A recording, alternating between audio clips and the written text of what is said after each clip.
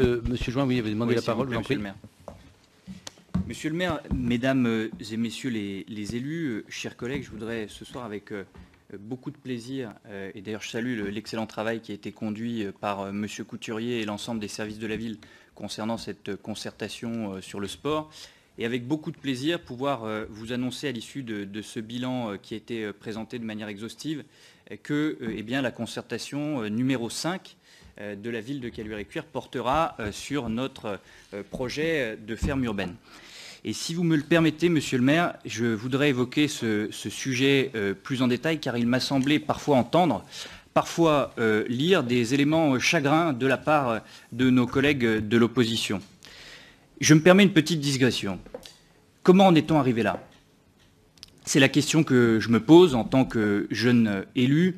Comment réussir à rétablir la place du politique et le lien de confiance avec nos habitants dans un monde où finalement la tendance est parfois à jeter l'opprobre sur celui qui ose, celui qui veut agir et trouver des solutions. Pourquoi les Français désaffectionnent-ils leurs élus et plus globalement le monde politique? C'était l'un des thèmes sous-jacents des entretiens Jean Moulin de cette année avec la démocratie et l'épreuve des crises, et je salue là aussi l'excellente organisation conduite par notre collègue Robert Thévenot et les services de la ville. Je ne vous ai pas vu nombreux, mesdames et messieurs de l'opposition, chers collègues, et c'est pourtant une manifestation de grande qualité. Peut-être aviez-vous d'ores et déjà toutes les réponses. Dans cette salle du conseil municipal, depuis plus d'un an et demi maintenant, je me suis astreint à l'écoute pour me nourrir de vos expériences plurielles, mais vous me forcez ce soir à rompre ce silence et cette écoute parce qu'il me semble nécessaire de rétablir la vérité à laquelle, manifestement, vous avez décidé d'attenter tout au long de notre mandat. Vous nous l'avez à nouveau démontré ce soir. Je peux comprendre vos doutes, votre embarras et peut-être même votre gêne, car vous n'avez pas voté ce projet de ferme urbaine, même si j'ai vu qu'il vous arrivait de dire le contraire aujourd'hui à qui veut l'entendre. C'est le jeu de la politique, je suppose que vous le regrettez et je peux le comprendre. Je vais vous faire une confidence, je le regrette aussi car les Caluirards l'appellent de leur vœu. Et sur un sujet de cette ampleur, j'espérais, pardonner ma naïveté coupable, une unanimité au-delà des considérations partisanes. Alors d'une part, oui, la ville est favorable à un changement de zonage sur le tènement qui accueillera la ferme. Et d'ailleurs, nous avons rencontré monsieur le maire, monsieur le premier adjoint et moi-même la vice-présidente de la métropole en charge de l'urbanisme, madame Vessillier, dans cette démarche-là. Mais nous demandions initialement à ce que cela se fasse à la modification numéro 4. Pourquoi? Eh bien parce qu'à Caluire, nous concertons les habitants. Et M. Couturier vient de le démontrer, nous le démontrons avec la concertation numéro 5. Nos concertations ne sont pas des coquilles vides. Nous ne concertons pas sur des sujets dont nous pensons qu'ils n'aboutiront jamais, comme certains le font parfois parce que c'est à la mode. Nous souhaitons consulter les Caluirards sur l'ensemble des sujets de la ferme, et cela se fera avec la concertation 5, sur le dimensionnement de la plateforme de compostage, sur les bâtiments, sur le sentier pédagogique, les productions plus largement. Tout ce que la zone A, mesdames et messieurs les conseillers municipaux, tout ce que la zone A d'un PLUH ne nous permet pas forcément de mettre en place, nous souhaitions simplement le prévoir avant, avec un zonage plus libre, sans avoir une gestion, pour avoir justement une gestion fine et à la parcelle. Nous l'avions dit, et je l'avais dit, madame Hémin, à vous-même, lorsque nous avons échangé au téléphone il y a quelques mois. La métropole a souhaité faire évoluer le tènement dès à présent dans le cadre de la modification numéro 3, soit c'est ainsi. Je laisse chacune et chacun juge de la vision autocratique du président de la métropole. Je crois que vous ne me contredirez pas non plus, mesdames et messieurs les conseillers municipaux, et particulièrement le groupe Europe Écologie Les Verts, dans la mesure où, lorsque la vice-présidente de la métropole, madame Vessillier, de votre majorité, se présente sur le territoire de Caluire-et-Cuire, sans vous convier, sans informer ni le maire ni la ville, pour évoquer avec, pour ne pas les citer, BFM Télé, un projet dont elle ne connaît que les contours, et on ne lui en veut pas, c'est normal, elle n'en est pas à l'initiative. Là aussi, d'ailleurs, cela a conduit à un certain nombre de contre-vérités qui ont été dites, et c'est un petit peu navrant. Si le Nouveau Monde ressemble à ça, je prends à témoin l'ensemble de mes collègues conseillers municipaux qui entrent aujourd'hui depuis un an et demi dans cette Assemblée, eh bien je crois que personne ne s'y reconnaît. Je voudrais vous parler d'un maire très rapidement courageux qui s'appelle Olivier Rogeau. Olivier, c'est le maire de Charly, dans le sud de notre métropole. Et je pense que vous le connaissez bien. Qu'a-t-il appris récemment? Eh bien, au milieu de l'été, Olivier, il a appris par la presse, mes chers collègues, que le nouveau président EELV de la métropole de Lyon avait décidé d'édifier un cimetière métropolitain sur les terres agricoles de Charly, aujourd'hui encore cultivées par des agriculteurs qui aiment leur métier et qui sont l'histoire de la commune. Vous nous parlez, mesdames et messieurs les conseillers municipaux, de sanctuarisation des terres agricoles. Votre majorité, eh bien, fait le parfait contraire. À Charly, c'en est l'exemple. Moi, je vous tire la sonnette d'alarme ce soir. Madame la vice-présidente, chère Séverine Hémin et chers collègues, vous avez une responsabilité énorme. Je crois aux paroles qui sont suivies d'actes, parce qu'il y a urgence. 25 mètres carrés de terres agricoles disparaissent chaque seconde en France. Plus encore post-Covid, la France doit rester le grenier de l'Europe. Moi, je défends nos agriculteurs. Nous les aimons, et particulièrement à Caluire-et-Cuire, parce que c'est notre histoire. Nous les connaissons bien, nous nous voyons régulièrement, et avec M. Tollet, nous avons fait en sorte qu'il soit associé à chaque phase du projet de la ferme urbaine. Alors, moi, je vous conseille très humblement d'arrêter d'essayer de détricoter finalement notre maillage agricole comme vous le faites. Là-dessus, la précédente équipe municipale de Caluire, et donc je m'inscris dans son héritage avec l'ensemble de mes collègues aujourd'hui, et je veux leur rendre hommage, à sanctuariser, et c'est un fait, 80 hectares de terres agricoles avec le plateau maraîcher. Ça, ce sont des actes, et nous voulons des actes. Parce que c'est bien essentiel aujourd'hui, la parole publique nous oblige. Nous concertons les habitants. Votre président, mesdames et messieurs les conseillers municipaux de la métropole, lui impose aux habitants. C'est un exemple éloquent de vérité qui corrobore comme des centaines d'autres, et monsieur le maire l'a rappelé en début de conseil municipal, des problèmes de gouvernance auxquels malheureusement nous faisons face depuis 1 an et demi. J'en terminerai par là. Je peux comprendre, mesdames et messieurs, que vous serviez des intérêts politiques, ça n'est pas notre cas. Nous servons les Caluirards, ceux qui ont voté pour nous comme ceux qui n'ont pas voté pour nous. Quant à Truffaut, parce que nous avons effectivement bon espoir que le projet de jardinerie Truffaut voit enfin le jour, c'est un besoin pour le territoire, c'est une demande des habitants, personne ne le nie. Monsieur Trottignon, avec vos collègues, vous vous êtes exprimé devant la CDAC, vous avez été débouté.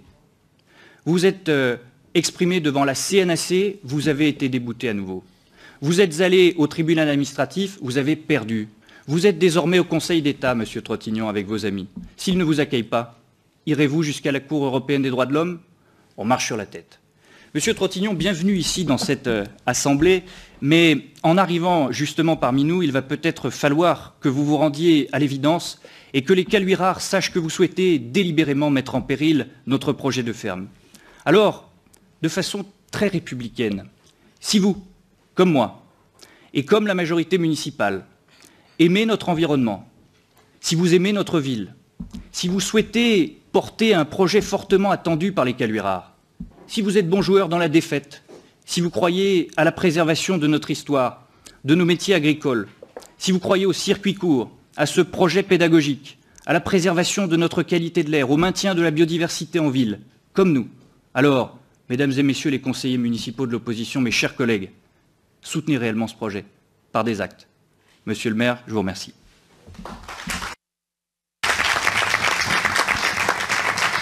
Merci Monsieur Join sur votre expression.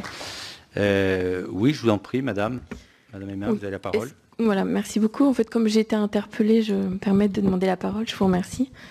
Donc, juste pour vous répondre, donc Monsieur Join, donc pour faire un petit point juste par rapport à vous avez parlé en fait de ma collègue dont Béatrice Vessillet, vice-présidente également sur la métropole. Elle n'était pas présente en fait sur Caluire. Il y avait uniquement Monsieur Trottignon. Et effectivement, on entend sa voix sur le reportage, mais elle n'était pas du tout là.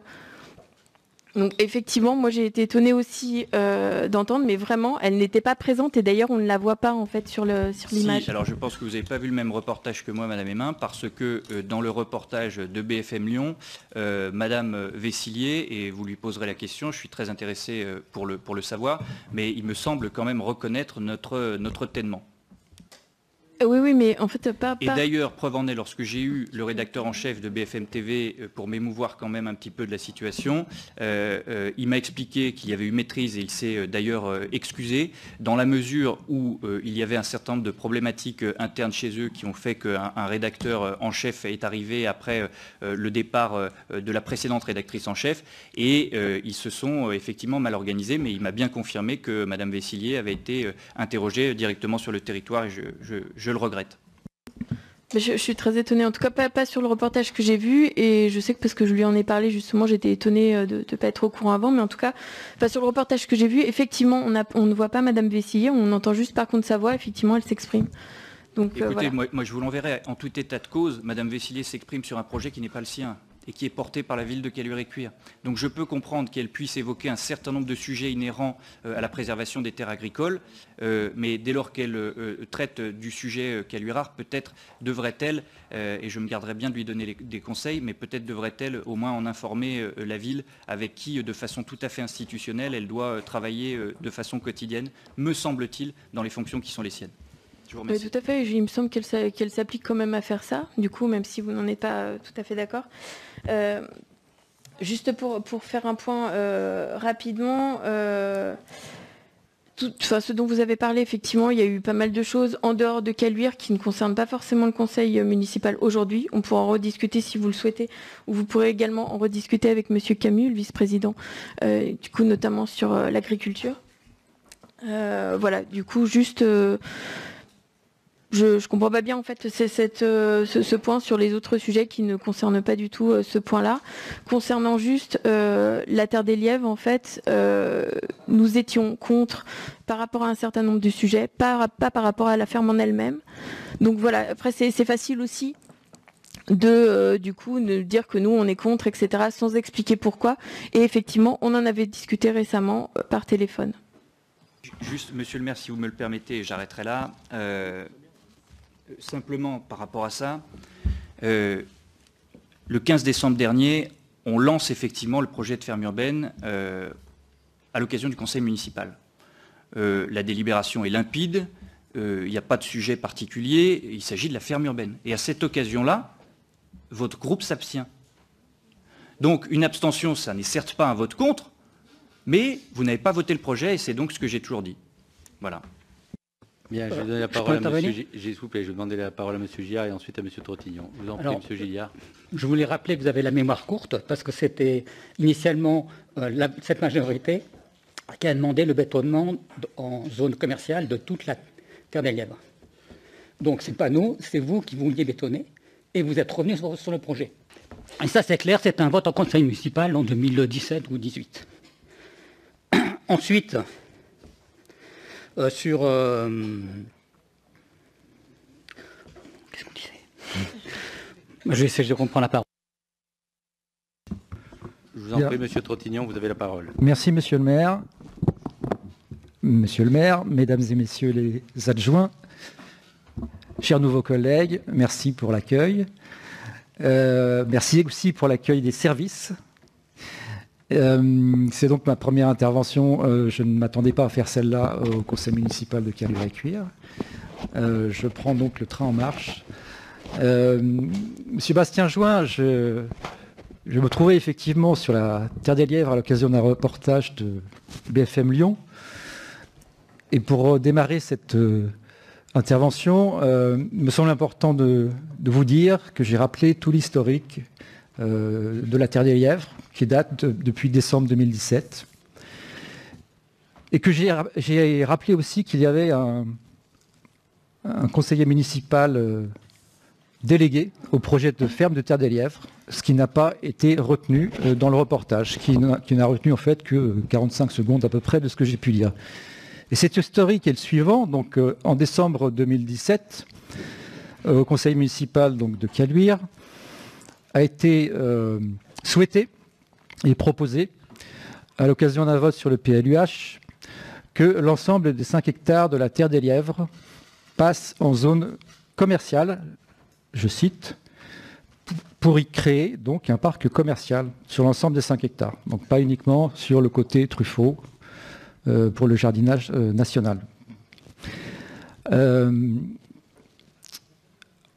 À la suite de ça, il y a eu une réaction. Effectivement, vous aviez un collectif de citoyens qui s'est monté, qui a porté le nom de Sauvons la Terre des Lièvres, mais quelques semaines après, donc en février, il s'est créé. Pourquoi? Parce que ces terres sont maraîchères, de fait, et donc il était logique que les riverains des quartiers, du Vernet, du centre-bourg, de Vassieux, réagissent, mais pas seulement, puisqu'on avait aussi tout autour des fleuristes, et puis Monsieur également... Trottignon, apprenez à être aussi concis. Je rappelle qu'on est en train de parler du sport, donc c'est un petit peu dérivé sur d'autres sujets. Donc, je vous laisse, mais Monsieur Join aussi. C'est important que vous... Donc on a été mis en cause, il est normal que l'on réponde. Tout à fait, d'ailleurs, je vous ai donné la parole sans aucun problème, Monsieur Trottignon. Très bien, alors je vais essayer de faire plus court. Ce collectif a fait donc une participation à l'enquête publique PLUH en montrant donc dans cette enquête publique un projet alternatif qui comprenait toute une série de projets, dont des jardins partagés et dont une ferme pédagogique. Voilà. C'est pour ça que quand le projet de ferme urbaine est arrivé, oui, je raccourcis, je reviens à aujourd'hui, nous nous en sommes réjouis. Alors là, je vais passer, évidemment, j'étais, disons, porte-parole du collectif Sauvons la Terre des Lièvres. Aujourd'hui, je passe conseiller municipal, donc c'est différent. Là, je suis un peu dans un entre-deux. Mais regardez les réseaux sociaux, regardez ce que dit donc le collectif Sauvons la Terre des Lièvres. Nous nous sommes réjouis sur Twitter. D'ailleurs, nous avons interpellé sur Twitter pour pouvoir avoir un rendez-vous. Nous ne l'avons pas obtenu. Et nous nous sommes réjouis de ce projet de ferme urbaine, au même titre que nous nous sommes réjouis, mes collègues, je n'étais pas encore au conseil municipal, se sont réjouis également de ce projet de ferme urbaine à... Mais vous vous êtes abstenu, Monsieur Trottignon. Vous vous êtes abstenu. Monsieur Join, vous n'avez pas la parole. Attendez. Vous laissez terminer, Monsieur Trottignon. Ce qui est important, c'est qu'effectivement, il était souhaité un zonage agricole. Voilà. Et la raison de l'abstention, elle est en grande partie pour ça. Parce que c'est une ferme expérimentale et parce que ce que nous souhaitons, c'est que pour les générations présentes, mais aussi futures, il convient que ces terres soient préservées. C'était ça l'idée de l'abstention. Mais nous n'avons jamais été contre ce projet. Voilà. Bon, je vous remercie. Juste quelques éléments quand même. À l'époque, c'est la communauté urbaine de Lyon qui a inscrit ce secteur en zone AU, à urbaniser. Ce n'est pas la ville de Caluire-et-Cuire. Voilà, ça c'est déjà un point important. Deuxièmement, dans l'approche qu'il y a, je pense qu'il ne vous a pas échappé qu'on avait lancé donc la concertation ville durable. C'était une demande des Calurards que nous avions déjà anticipée sur notre programme électoral. Donc maintenant, si vous voulez, il y a le temps, entre guillemets, des chicayas, et il y a le temps de l'action. Moi, maintenant, ce que j'attends, c'est une vraie implication, en particulier de la métropole, sur ce sujet-là, avec notamment des éléments sonnants et trébuchants.